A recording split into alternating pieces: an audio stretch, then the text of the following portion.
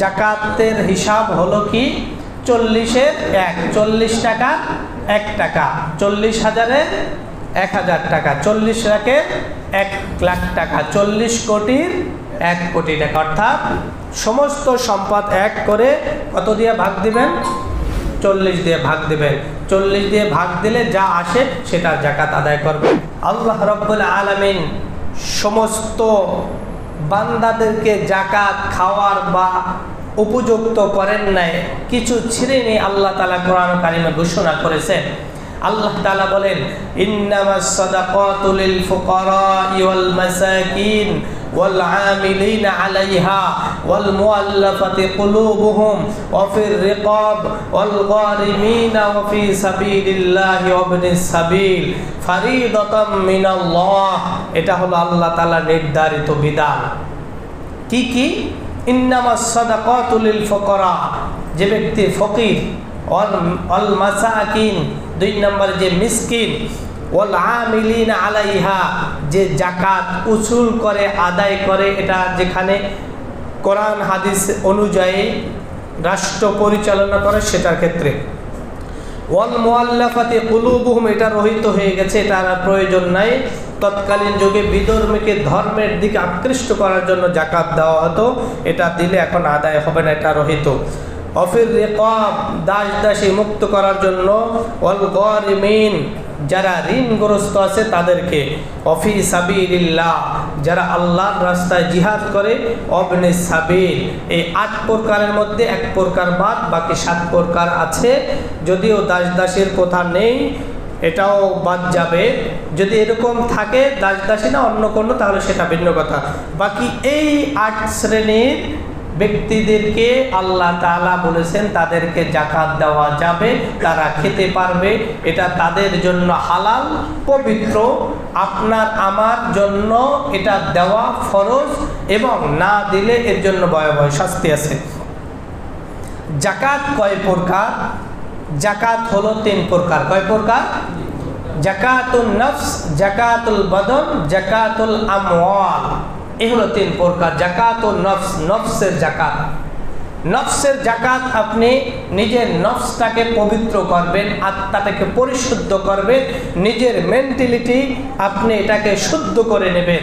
আমার কত সম্পদ আছে, আমি কিভাবে আদায় করব, নিজে না বুঝলে যারা বুঝে তাদের কাছ থেকে বুঝে কিভাবে সঠিকভাবে আদায় করতে হবে এটা বুঝে দেওয়া। এটা হলো জাকাতুন নফস। নিজের নফসকে, আত্মাটাকে আগে ঠিক করতে হবে যে আপনি কি পরিমাণ কিভাবে জাকাত আদায় করবেন, কোন কোন সম্পদের আদায় করতে হয় এটা জেনে নেবেন। 2 নম্বর জাকাতুল বদন, যেটা সামনে আমরা ফিতরা দিব, এটা জাকাতুল বদন। এই শরীরের একটা জাকাত রয়েছে, এটা প্রতি বছর ফিতরা আদায়ের মাধ্যমে, এই ফিতর সাদাকাতুল ফিতরের মাধ্যমে আমাদের শরীরটাকে পরিষ্কার পরিচ্ছন্ন পবিত্র করি। এটা ধনী গরিব সকলে আমরা দিতে পারি। 3 নম্বরে জাকাতুল আমওয়াল, মালের জাকাত। এখন আসুন কোন কোন জিনিসের জাকাত ফরজ হয় কার কার উপরে, বা কোন কোন জিনিসের কতটুকু পরিমাণ থাকলে জাকাত ফরজ হয়, আমরা এই বিষয়গুলো একটু ভালোভাবে খেয়াল করে শুনে নেই। যেহেতু পুরো বছরে একবারে আলোচনা করা হয়, এজন্য অনেকে ভুলে যায়, এটা আমরা খেয়াল করে শুনে নেব ইনশাআল্লাহ। যদি কারো নিকট শুধু স্বর্ণ থাকে, শুধু স্বর্ণ আছে, রূপা নাই, টাকা নাই, ব্যবসায়িক পণ্য নাই, বা অন্য কিছু নাই, শুধু কি আছে? স্বর্ণ আছে, তাহলে 7.5 ভরি এই পরিমাণ যদি তার কাছে থাকে, বছর অতিক্রম করে, তাহলে তার উপরে জাকাত ফরজ। 2 নম্বর, যদি শুধু কারো নিকট রূপা থাকে, অন্য কিছু নাই, শুধু রূপা, টাকা পয়সা স্বর্ণ কিছুই নাই, তাহলে 52.5 তোলা বা রূপা এই বড়ি যদি থাকে, তাহলে তার উপরে জাকাত ফরজ। 3 নম্বর, যদি কারো নিকট কিছু সোনা, কিছু রূপা, কিছু ব্যবসায়িক পণ্য, মনে করেন 1 ভরি স্বর্ণ আছে, 2 ভরি রূপা আছে, 20-30 হাজার টাকা আছে, ব্যবসায়িক কিছু পণ্য আছে, তাহলে এই সবগুলো একত্র করে তার দাম কত হতে পারে, অ্যামাউন্ট কত হতে পারে, যদি দেখেন যে আপনি নিসাব পরিমাণ অর্থের মালিক এর ভিতরে হয়ে যায়, তাহলে আপনার উপরে যাকাত ফরজ। সবটা হিসাব করতে হবে, তখন আর আলাদা আলাদা করে গণনা করার সুযোগ নাই। সবগুলো একত্রিত করে, মনে করেন স্বর্ণ 1 ভরির দাম কত, 1,10,000 টাকা, রূপা 2 ভরি 3,000 টাকা, 40,000 টাকা, এই সব মিলিয়ে কত টাকা আসে, প্রায় 1.5-2 লাখ টাকা চলে আসবে। তাহলে 1.5 লাখ টাকার মতো চলে আসলে আপনার দেখা যায় আপনার উপরে যাকাত ফরজ হয়ে যায়। 4 নম্বরে, যদি কারো নিকট শুধু টাকা থাকে, শুধু টাকা, অন্য কিছু নাই, স্বর্ণ নাই, রূপাও নাই, ব্যবসায়িক পণ্যও নাই, শুধু টাকা আছে। এখন টাকাটা থাকলে কত টাকার উপরে আসবে, তাহলে 52.5 তোলা রূপার যে দামটা আসে, 52.5 তোলা রূপার কত দাম আসবে, 52,000 আর হলো 5, যদি অর্ধেক করেন তাহলে 26, প্রায় 70-80 হাজার টাকার মতো মনে হয়, 78 বা 80,000। 80,000 টাকা কারো তার ক্যাশ থাকলে, সে যদি ঋণ না থাকে, শুধু 80,000 টাকা ক্যাশ আছে, তাহলে তার উপরে যাকাত ফরজ। এরপরে আসেন, যদি কারো নিকট কিছু স্বর্ণ, কিছু রূপা, কিছু ব্যবসায়িক পণ্য এইগুলো থাকে, তাহলে এইগুলো সব কিছু, সোনা রূপা টাকা কিছুই নাই, সোনা রূপা টাকা কিছুই নাই, বুঝাইতে পারলাম? স্বর্ণও নাই, রূপও নাই, টাকাও নাই, আছে কি, শুধু ব্যবসায়িক পণ্য আছে। ব্যবসায়িক পণ্য আছে, আপনি কিনে রাখছেন, দাম বাড়লে আপনি ছেড়ে দেবেন। এই ক্ষেত্রে কি করবেন, আপনি ব্যবসায়িক পণ্য কিভাবে কতটুকু দাম আসে এটা আপনি হিসাব করবেন। ওই ব্যবসার পণ্য যদি আপনার 80,000 টাকা থাকে, তাহলে আপনি যাকাত আদায় করবেন। এই হলো, এই পরিমাণ সম্পদ বা এই জিনিসগুলো থাকলে তার উপরে যাকাত ফরজ। এবার আসুন, এই জিনিসগুলো যাকাত দিতে হবে। যাকাত ফরজ হওয়ার শর্ত সমূহ, যাকাত ফরজ হওয়ার কিছু শর্ত আছে, সেগুলো কি? 1 নম্বরে, আকেল বালেগ হতে হবে, সে ব্যক্তি সুস্থ মস্তিষ্কের হতে হবে এবং নিসাব পরিমাণ মালের মালিক হতে হবে। নিসাব বলা হয় যেই সম্পদের উপরে যাকাত ফরজ হয় তাকে বলা হয় নিসাব, আর যার কাছে আছে এই দুইটা মিলে বলা হয় সাহিবে নিসাব। তো আকেল বালেগ এবং নিসাব পরিমাণ যদি কারো কাছে থাকে, তাহলে সে কি করবে, এটা যাকাত আদায় করবে। নিসাব পরিমাণের অর্থ এটা পূর্ণ 1 বছর হতে হবে। নিসাব আপনার কাছে, এখন আপনি যাকাতের উপযুক্ত হলেন, আপনার উপরে যাকাত খরচ হলো, এখনো বছর অতিক্রম হয় না, তাহলে সেই টাকার উপর যাকাত দিতে হবে না। যাকাত আপনার বছর অতিক্রম হলে তারপরে আপনি যাকাত দিবেন। তবে এই জিনিসটা এখন যেটা বলবো, সেই জিনিসটা আপনারা একটু ভালো করে বুঝে নেবেন। এই জিনিসটা অনেকেই আমরা ভুল করে থাকি। সেটা কি? সেটা হলো প্রত্যেকটি জিনিসের বছর অতিক্রম হতে হবে না। প্রত্যেকটি জিনিসের উপরে আপনার যাকাত ফরজ। এখন যাকাত ফরজ আছে, এখন এর মাঝখানে গত বছর তো ফরজ ছিল, মাঝখানে অনেক টাকা পয়সা আপনি পেয়েছেন, আপনার ক্যাশ আসছে। এখন মাঝখানে আসলে মনে করেন বছরের এই গেল ওই 6 মাস, এখানে রমজান, এখানে আসতে আসতে 6 মাস, তাহলে এই টাকার কি করবেন? এই টাকারও আপনার কি করতে হবে? যাকাত দিতে হবে। বুঝাইতে পারছি আপনাদের? মানে আপনার উপরে আগে যাকাত ফরজ, এরপরে যত সম্পদ আসবে এটার আর বছর দেখার প্রয়োজন নাই। বছর আর প্রয়োজন একটাই, শুধু একবার যদি যেটার উপরে আপনার উপরে ফরজ হয়ে গেছে, এর মাঝখানে আপনি 3 মাস পর, 4 মাস পর বা 10 মাস পর যেটা আসছে, এটার আর বছর অতিক্রম হওয়ার প্রয়োজন নাই। সবগুলো হিসাব করে তারপরে আপনি যাকাত আদায় করবেন। 3 নম্বর, যেসব অর্থের যাকাত আসে না, অনেকে আমরা এই বিষয়গুলো বুঝতে চাই না বা বোঝার চেষ্টাও করি না, এটা প্রয়োজন আছে।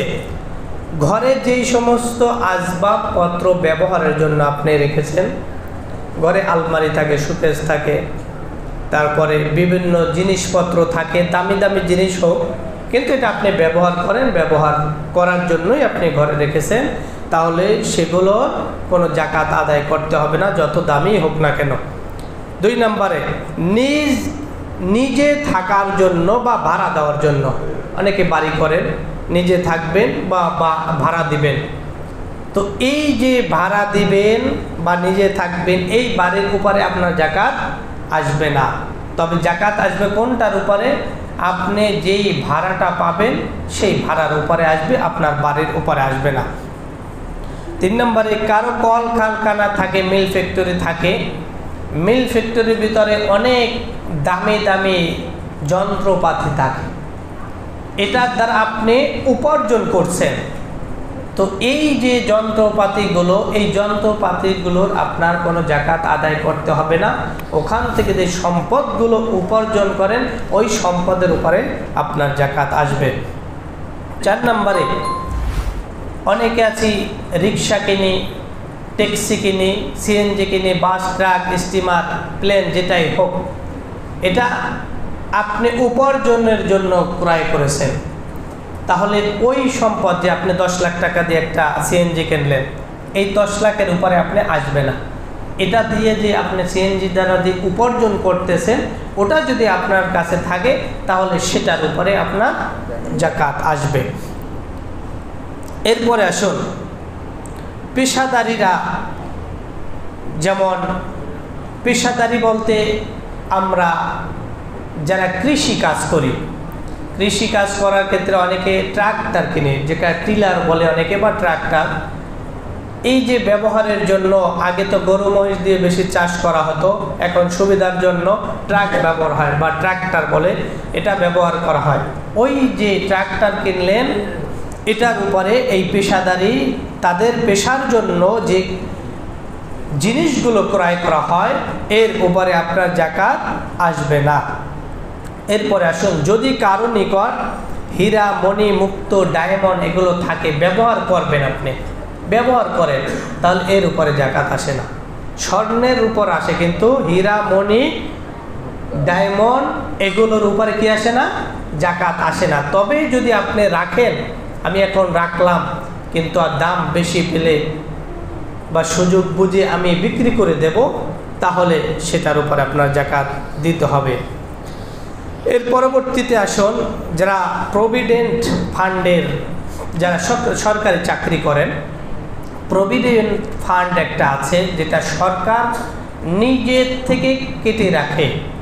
আপনি যখন রিটায়ার হবেন, তখন আপনাকে একটা অ্যামাউন্ট দেবে, এটা সরকার আপনার কাছ থেকে কেটে রাখে। এটা যতক্ষণে আপনি হাতে না পাবেন, ততক্ষণ পর্যন্ত আপনাকে জাকাত দিতে হবে না। তবে যতটুকু সরকার কাটে, এর পাশাপাশি যদি মনে করেন আপনি মাসে 1,000 টাকা, 2,000 টাকা নিজে ইচ্ছা করে রাখলেন নিজের সঞ্চয়ের জন্য, তাহলে আপনি ওটা হিসাব করে আপনি জাকাত আদায় করবেন। কিন্তু প্রাইভেট চাকরি যারা করে, কোম্পানিতে যারা চাকরি করে, তাদের পুরোটাই উল্টো। তাদের যে অর্থটা কাটা হয়, এটা আপনি হাতে পাওয়ার পূর্বেই এর হিসাব করে আপনার জাকাত আদায় করতে হবে। আপনি চাকরি নিয়েছেন কত বছর, নিশ্চয়ই আপনার জানা থাকবে, এবং এই টাকাটা কবে থেকে আপনার কেটে রাখা হয় সেটাও আপনার জানা থাকবে, কতটুকু অ্যামাউন্ট হয়েছে সেটাও আপনার জানা থাকবে। এজন্য প্রাইভেট কোম্পানিতে যারা জব করে, চাকরি করে, তারা এটা হাতে পাওয়ার পূর্ব থেকেই, এখন আপনার 2024, এই 24 পর্যন্ত আপনি 5 বছর চাকরি করেছেন, 5 বছরে কতটুকু জমা হয়েছে এটা আপনি হিসাব করে জাকাত আদায় করবেন। কথা কি বোঝাতে পারলাম? সরকারি যারা চাকরি করেন তাদের জন্য টাকাটা পাবেন, তারপরে জাকাত আদায় করবেন। কিন্তু প্রাইভেট যারা চাকরি পাওয়ার আগেই, হাতে পাওয়ার আগেই আপনি আপনার অ্যামাউন্ট যত আছে জমা, ওটার জাকাত আদায় করবেন। আশা করি সকলেই বুঝতে পারছেন। জাকাতের হিসাব হলো কি, 40-এর 1, 40 টাকা 1 টাকা, 40,000-এর 1,000 টাকা, 40 লাখের 1 লাখ টাকা, 40 কোটির 1 কোটি টাকা। অর্থাৎ সমস্ত সম্পদ এক করে কত দিয়ে ভাগ দিবেন? 40 দিয়ে ভাগ দিবেন। 40 দিয়ে ভাগ দিলে যা আসে সেটার জাকাত আদায় করবেন। 2 নম্বর কথা তাড়াতাড়ি শেষ করে দিচ্ছি। 2 নম্বর কথা হলো, মা বোনরা অনেক তাদের গোল্ড থাকে, তাদের স্বর্ণ থাকে, রূপো থাকে, অর্থ থাকে, এটা স্বামী তাকে দিয়েছেন, যেটা স্বামী দিয়েছেন তাকে, অর্থাৎ অনেকে মহারণার টাকা দিয়েছেন, তার কাছে সেটা আছে, অথবা 5 ভরি স্বর্ণ দিয়েছেন, এটা তারকে ব্যবহার করার জন্য দিয়েছেন এবং মালিকানাও তাকে দিয়েছেন। এমন না যে মালিক আপনি শুধু ব্যবহার করার জন্য দিয়েছেন, এটা নয়। আপনি যা দিয়েছেন সব আপনার স্ত্রীকে এটা মালিক বানিয়ে দিয়েছেন, তাহলে সেটা আপনার সম্পদ না, আপনার স্ত্রীর সম্পদ। সেটা হিসাব করে স্ত্রীর হিসাব করে তার জাকাত আদায় করতে হবে। আর যদি এমন হয়, এটা হয় না সাধারণত, তারপরও যেহেতু মাসালা বলে দিচ্ছি, যদি এরকম হয় যে আপনি 10 ভরির একটা জিনিস দিলেন তাকে, আপনার জিনিস, কিন্তু তাকে ব্যবহার করতে দিয়েছে, তাহলে ওটা স্ত্রীর না, আপনার, সে শুধু ব্যবহার করতেছে, এটার উপরে তার জাকাত আসবে না। এটা সাধারণত হয় না, তারপরও যদি কারো এরকম হয়ে থাকে তাহলে সেটার হিসাব করবেন। আল্লাহ তাআলা আমাদের সকলকে সঠিকভাবে হিসাব করে জাকাত আদায় করার তৌফিক দান করুন।